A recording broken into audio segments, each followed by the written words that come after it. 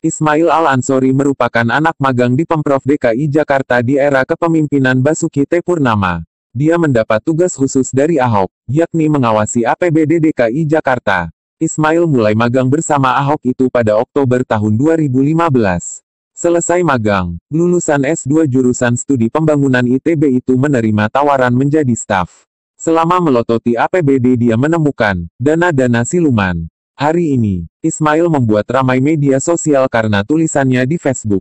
Hingga pukul 18.30 waktu Indonesia Barat, tulisan sudah 14.933 kali dibagikan. Sudah ribuan orang berkomentar. Sebenarnya Ban, yak staf gubernur yang lain nulis juga loh. Nah saya enggak tahu kenapa yang saya saja jadi viral. Terangnya kepada merdeka.com di Balai Kota DKI, Rabu, tanggal 10 Mei tahun 2017. Dalam tulisannya, pria berkacamata ini banyak membeberkan modus masuknya dana siluman. Kemarahan Ahok saat rapat, sampai adanya uang bensin untuk warga setiap ada acara. Berikut tulisan lengkapnya. Ahok Ismail, lu nggak perlu marah-marah. Saya pernah ditegur oleh Bapak di Balai Kota, kami menyebut Pak Ahok dengan Bapak. Ismail, lu nggak perlu marah-marah. Kalau nemu sesuatu, lu kasih ke gue aja biar gue yang tangani. Teguran tersebut dilayangkan ke saya tanggal 26 November tahun 2015 jam 5 pagi melalui WhatsApp. Ketika itu Pemprov DKI Jakarta sedang heboh penyisiran anggaran. Untuk pertama kalinya dalam sejarah ada Gubernur DKI Jakarta melakukan penyisiran anggaran hingga detail. Emang gubernur-gubernur sebelumnya gimana? Enggak tahu, tapi Bapak memang senang bekerja detail. Sampai belanja pulpen dan kertas aja dibahas panjang lebar. Saya masuk Balai Kota pada Oktober tahun 2015 sebagai anak magang di tim anggaran. Saat itu penyusunan anggaran 2016 sedang memasuki babak akhir KUAPPAS 2016. Saya dikasih dokumen-dokumen anggaran, dan kemudian diminta untuk mencari apakah ada kegiatan yang perlu dicermati.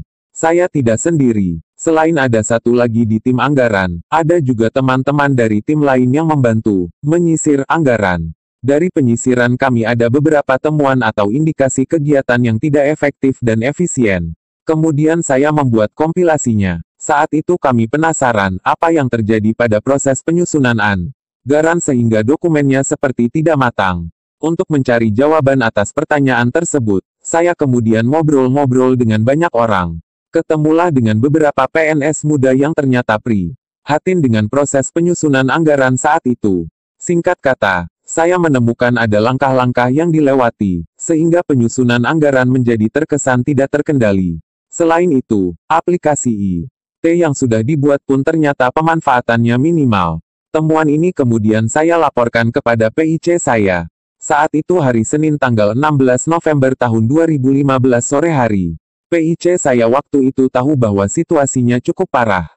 Tapi masalahnya, menurut jadwal, 4 hari lagi atau tanggal 20 November tahun 2015 adalah penandatanganan MOU KUAPPAS. Waktunya sempit sekali untuk menangani masalah yang skalanya cukup besar. Karena sudah kadung marah lihat keadaan. Saya waktu itu bilang, soal jadwal itu urusan elu, gue sih nggak peduli. Lo harus bilang ke Bapak. Malamnya, si PIC melaporkan kepada Bapak. Selasa pagi Bapak datang ke kantor dan langsung marah-marah di depan awak media. Selasa siang saya ada kesempatan sebentar ngobrol sama Bapak sambil makan siang bareng, melaporkan sedikit temuan saya mengenai proses penyusunan anggaran dan hasilnya. Rabu tanggal 18 November tahun 2015 pagi sekitar jam 9 saya datang ke Balai Kota seperti biasa. Saat baru sampai gedung DPRD, saya ditelepon oleh PIC saya untuk datang ke ruang rapim. Ada rapat nih, katanya. Saya pikir saat itu cuma rapat tim biasa saja.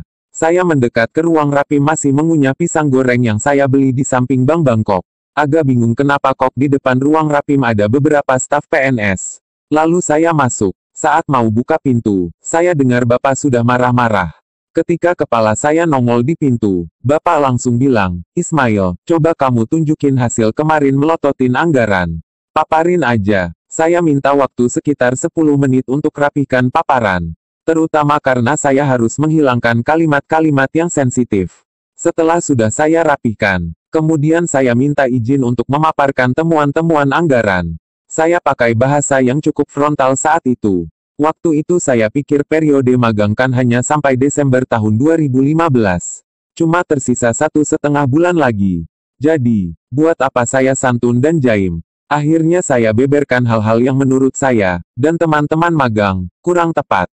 Saya sampaikan apa saja kesalahan-kesalahan penyusunan anggaran di hampir semua bagian. Saya juga sampaikan berapa rupiah yang harus dipotong di masing-masing SKPD beserta alasannya. Tangan kanan saya mengoperasikan laptop, tangan kiri menggenggam daun meja sambil gemetaran. Keringat dingin bercucuran. Entah apakah hari ini bisa pulang dengan selamat, pikir saya waktu itu. Bisa ditebak hasilnya, Bapak tambah marah. Bapak minta agar anggaran dievaluasi lagi. Lalu dia bilang akan memeriksa satu persatu. Rapat selesai sekitar jam 12 siang. Kemudian jam 13 dilanjutkan dengan menyisir anggaran Dinas Pariwisata. Jam 12 malam baru selesai. Penyisiran anggaran tersebut kemudian berlanjut hingga 11 hari kemudian. Mulai jam 9 pagi sampai tengah malam. Pernah Bapak menyisir sampai jam 1.30 pagi. Pada saat penyisiran anggaran, tugas kami saat itu adalah membuat ringkasan kondisi anggaran SKPD yang akan disisir oleh Bapak. Kami kemudian mendiskusikan temuan-temuan kami ke Bapak secara terbuka.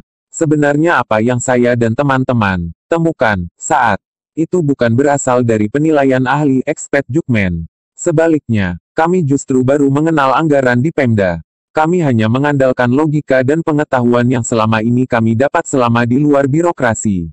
Tapi anehnya, dan ini bikin saya takjub, Bapak mau mendengarkan opini dari anak ingusan seperti saya. Lo kirim aja ke WA gue, tulis yang rapi, biar nanti gue yang forward ke SKPD, kata Bapak. Saat SKPD disisir oleh Bapak, ternyata banyak kesalahan elementer yang diulang-ulang. Oleh karena itu diputuskan agar SKPD disisir dulu oleh tim gubernur dan anak magang sebelum menghadap ke Bapak. Coba bayangkan, ada birokrat sudah belasan atau puluhan tahun pengalaman harus menghadapi sidang anggaran oleh anak muda umur 20-an, yang sebagian besar malah baru saja lulus kuliah. Pasti mereka keki habis. Seringkali kami harus menemui berbagai mata anggaran yang ajaib. Yaitu ketika kami tanya apa tujuan dan bagaimana analisa kebutuhannya, si penyusun celingak-celinguk tidak tahu. Mungkin karena sudah berhari-hari begadang dan berkali-kali menemukan keajaiban-keajaiban, saya sempat lepas kendali. Beberapa kali saya komentar dengan nada tinggi dan sinis. Kabarnya ada beberapa PNS komplain ke Bapak. Saya dianggap tidak sopan karena memarahi PNS. Salah satunya, waktu itu saya berdebat cukup keras mengenai uang transport untuk warga, sebesar Rp 150.000. Saya hitung-hitung ternyata nilai totalnya lumayan besar. Sampai ratusan miliar, uang transport tersebut dipakai sebagai uang saku kepada warga Jakarta yang terlibat di kegiatan Pemprov. Salah satunya acara pelatihan. Saya tanya, pelatihan kan sudah gratis. Serta ada snack dan makan siang. Kenapa harus ada uang transport? Dijawab, kasihan kalau enggak ada uang transport, apalagi yang rumahnya jauh. Saya tanya lagi, kalau rumahnya jauh, kenapa enggak kita sewa bus aja, atau minta Transjakarta untuk menjemput mereka? Dijawab lagi, lokasinya terpisah-pisah, susah untuk koordinasi. Saya tanya lebih lanjut, tapi jawabannya muter-muter lagi. Dan saya tetap ngotot pengen hapus. Di tengah situasi deadlock itu, tiba-tiba ada yang bilang, kalau enggak dikasih uang transport, warga enggak mau hadir di pelatihan.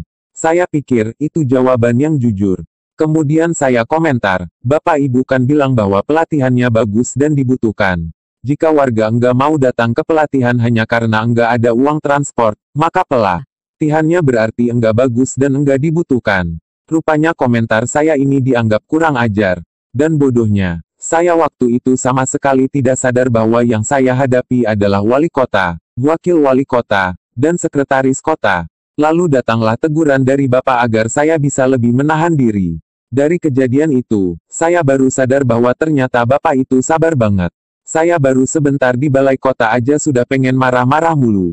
Di sisi lain, Bapak mau berdebat panjang lebar dan mengajari ini itu sampai detail. Saya mah ogah banget. Penyisiran anggaran selama 11 hari ini kemudian membuahkan pemotongan anggaran sekitar 4,5 triliun rupiah. Lalu ada cukup banyak kebijakan yang secara fundamental mengubah pola penyusunan anggaran di Jakarta. Misalnya untuk lampu PJU, pemeliharaan taman, pemeliharaan pompa, maintenance kendaraan dan utilitas, rehab gedung, pembelian ATK, makanan, dan lain-lain. Termasuk ide untuk membuat 3 level password e-budgeting itu juga mengerucut saat penyisiran anggaran ini. Setelah itu kemudian Bapak menawari saya menjadi staf gubernur yang khusus menangani anggaran. Kemudian saya juga diminta untuk mengawal urusan lelang. Kedua urusan inilah yang Mas 19 bulan terakhir membuat saya harus sering-sering nengok ke belakang kalau malam-malam pulang ke kosan. Bisiwi ada orang kalap nyawa pembunuh bayaran, apalagi katanya tarifnya cukup murah. Terima kasih, Bapak. Saya pikir, Bapak adalah satu-satunya politisi yang mau memberikan kesempatan dan kepercayaan bagi anak muda untuk berbagi peran secara aktif menangani hal strategis. Tidak pernah saya menjumpai orang yang gitu terbuka, jujur, dan apa adanya.